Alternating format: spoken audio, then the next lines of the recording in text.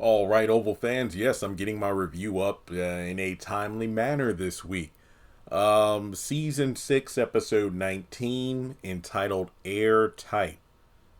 7 out of 10, mainly because of the ending, where the monster seemingly gets a taste of his own medicine. And at this point, if we see Victoria and Jason both die, I am here for it. But this episode, I mean, dang, what, it's like 40 minutes, right? I feel like we spent a good 15 in the bunker. So, kind of like in episode 18, where I said the highlight was the Hunter or the Franklin family in the bunker. Low key, kind of the same thing. I mean, this season is really giving, or basically the last few episodes have been giving Sister Season 9, where they are doing a crap ton of flashbacks. A lot of them. Sadly, having to relive, or basically look at Gene being murdered again by Jason and his grandmother, and a glimpse at the funeral where they thought Jason was dead or whatever. Man, crazy stuff.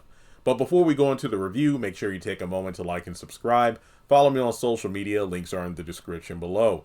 So, I'll skip the bunker stuff and just talk about the other stuff first. So we got Sharon and Dale. They're over at, Alan's apartment. At this point, they're trying to figure out what to do with the money. Sharon has the idea, okay, the best thing we can do is just take this money and put it back at Kareem's place. And then from there, they'll figure out what the next move is. Her phone keeps blowing up and she ignores it, but then she finally answers and it's Nancy calling to get picked up from the jail. So when they do arrive, they agree. It's like, okay, so we will get her first and take care of the money. When Nancy gets out of the jail and goes to the car, she has like a list of places she needs Dale to take her, like the funeral home, the grocery store, amongst other places. What are you saying okay for? Nothing. Like every time she says something is okay. Don't you be mad at me. I bought you this car and you gonna go ahead and take me where I need to go. And basically it's Nancy being all snippy, and it's like, well, you should have said something about what you've seen to the police. Yeah, well, because they would have arrested you too. Yeah, it's good. I'm glad they didn't. And then Dale's like, just drive, Dale. Yeah, okay, let's drive. So I'm thinking, like, talking about the funeral home and whatnot. What is she? How is she supposed to pay? I hope, Sharon doesn't have the bright idea of using some of the money in that bag to pay for the funeral. Because she knows better than anyone that money better go back to where she found it or there's going to be some trouble. So, yeah, because Nancy, it's like Richard told Sam, I don't have no money. Nancy took it all. How exactly is she doing this funeral home thing? I don't know. And how's she going to pay for groceries? Again, I don't know.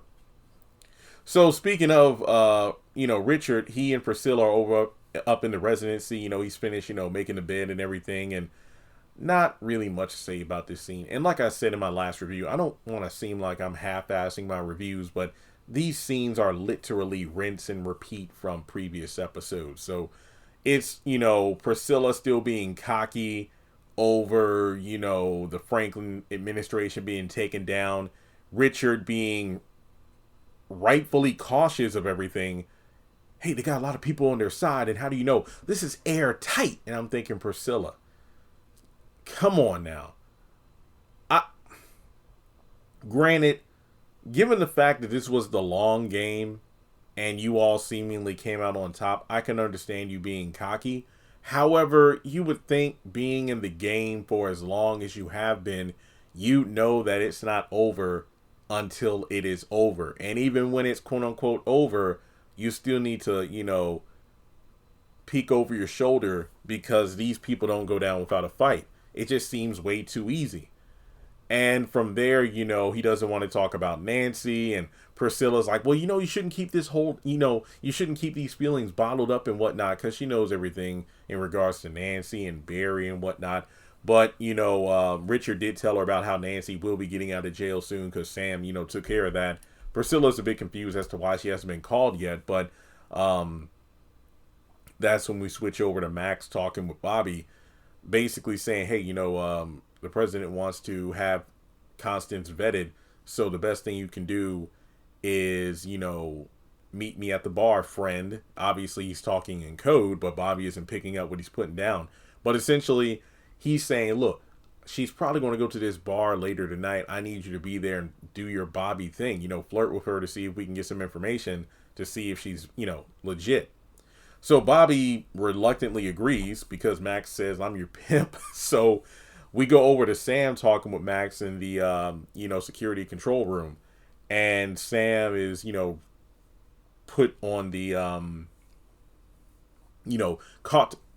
brought to speed on Eli's desire to have Constance, vetted. And Sam apparently knows her and mentions how, it's been a couple of former presidents who can vouch for her. And Max gets him to call her. And, when she picks up, she pretty much cuts to the chase, saying that, oh, well, it's a good thing you called because now you can help me out. Basically, she wants Sam's assistance with getting a sit down with Hunter and Victoria. Basically, hey, help me get through the red tape. And she pretty much takes it a step further by mentioning that, who's the guy beside you? Wait, what do you mean? The guy beside you, the one who's trying to, get clearance on me, vet me and whatnot, put him on the phone. And it's like, yeah, you could just stop, typing on your little laptop or whatever. Ask any of, 3 former presidents and they will vouch for me. I've been vetted. Yes, ma'am. And that's it. So Max is, confused and looks at Sam like, how in the world did she? I don't know.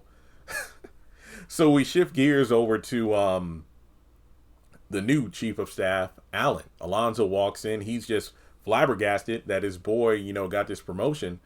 And there's this laptop that Alan doesn't have access to and was curious as to how he can, get it open. And Alonzo mentions that Sam could help out with that. And, Alan's like, well, hey, I'm chief of staff now, so I want to make sure I'm privy to everything going on. So make sure Sam, takes a look at it. But Alonzo is trying to provide an air of caution to Alan for his new position, the same way Max was when Alonzo became Hunter's new gopher. His drug runner, prostitute runner, that kind of thing. And at first, he didn't want to listen, but then he found out the hard way, oh, wow, this is some crazy stuff. He's basically telling Alan, is like, hey, well, you want to make sure this isn't a setup or anything. What do you mean? I mean, if things go south, they'll point towards his chief of staff because, you're the one who makes decisions and whatnot. Are you ready for it? And then Alan, with his chest kind of puffed out, like, oh, you sound jealous. It's like, no, I'm just trying to make sure, you're cool with everything. It's like, oh, really? You can't be happy for it? You got it? Fine, I'm happy for you. Forget I said anything. So as soon as Alonzo leaves, that's when Lily, who just got home, gives him a phone call asking him to stop by the house for dinner so they can talk. There are some things she wants to show him. And Alan's like, well, ma'am, oh, you call me Lily. Lily, well, you were just here in this office and we were talking together. So I was curious, like, what exactly can you, well, I can't tell you over the phone. Can you give me a hint? I'll see you at 6:30. Well, it depends on when the president's done with me. Oh, you'll be out before then. How do you know? See you at 6:30. And at first glance, it's like, okay, is this like, I don't know, she wants to have sex with Alan? I mean, we get these suggestive nods, like, when she's on the phone. We see her gesture like taking her heels off and rubbing her foot. And then as the conversation goes on, she starts unbuttoning her jacket. And it's like, could this be a setup? I mean, the fact that this phone call came right after Alonzo warned him of a potential setup. But I'm thinking it's probably due to the whole him running over that junkie. Because remember, Lily was kind of listening to what Donald was doing, knowing that he had Alan, excuse the phrase, by the balls.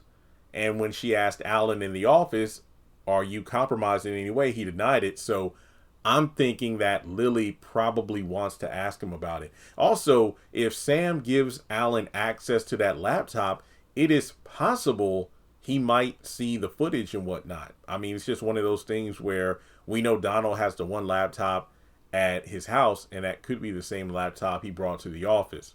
But obviously he didn't have his hands on it once he got taken to the bunker.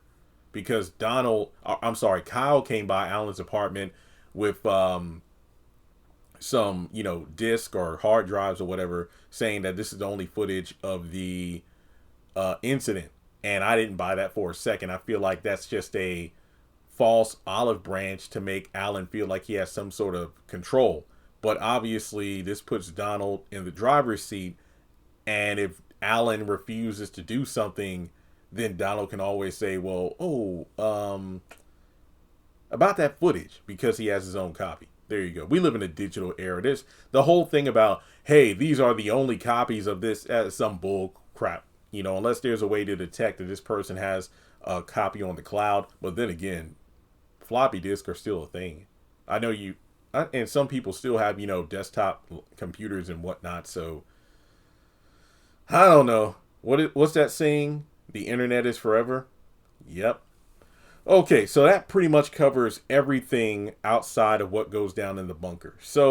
Or bunkers, because we briefly stopped by Donald and Kyle. So Hunter restrains Jason against the cell bars, and essentially it's just a bunch of bickering back and forth.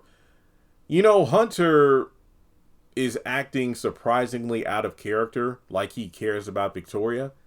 And it's like, you look what you did, Jason. Look what you did. Like, well, this is what we wanted. No, it's not what we wanted. And it's like, well, it's what you wanted. No, I stand with the family. And I'm thinking, all this time, he's even calling Victoria baby and stuff like that. Jason's like taunting her, like, just take the blade out. No, apply pressure. Don't do that, Victoria. Just apply pressure. Try not to bleed out. And, she humps over. She plops over like she's passed out from the blood loss. My biggest thing is this. Hunter is acting all concerned and everything. But didn't he have her and Eli hung in the oval? And had they not been cut down when they most likely would have died. So all of a sudden, he's the spokesperson of caring for the family and stuff and caring about Victoria. What? Are you kidding me? That's what, like, I was initially shocked by Hunter's reaction to this, but when I took a moment, I'm like, wait a minute. He's tripping over her getting stabbed, but didn't he lynch her? Like, what the frick? Yeah, it's just weird. So Jason wants to let her die, and then, there's a bunch of flashbacks to previous murders, yada, yada, yada. And when Hunter is crying out for help, Donald overhears from his cell. He's like, wait, do you hear that? I wonder what's going on over there. Then this fool Kyle is acting jealous, like, you like him, huh? That's not what I'm talking about. So, there's really nothing else to say here. They question whether or not Victoria's dad is involved with the situation that's going on.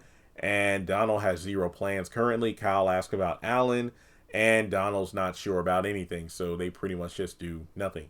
Jason eventually breaks Hunter's grip, and Hunter is begging him not to go over there to finish the job. And Victoria looks up as Jason is taunting and looking back at Hunter.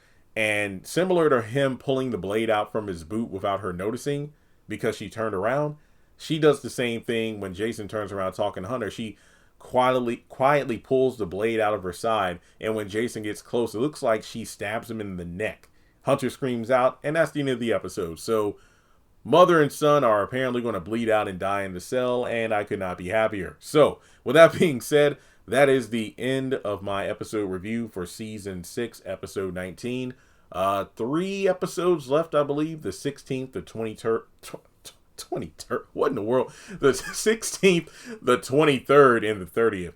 I don't know if the Oval will take a break on the week of Christmas. I've been hearing rumors that House of Pain will take a holiday break after the 17th. So I don't know if that show is going to come back on the 31st or what. Basically, I know we're getting an episode next week, and then we'll find out, on the 16th if we get a new episode on the 23rd. We'll figure it out as we go along. But as always, I appreciate it if you made it this far in the video. Like and subscribe as I mentioned before, and I'll catch you in the next one.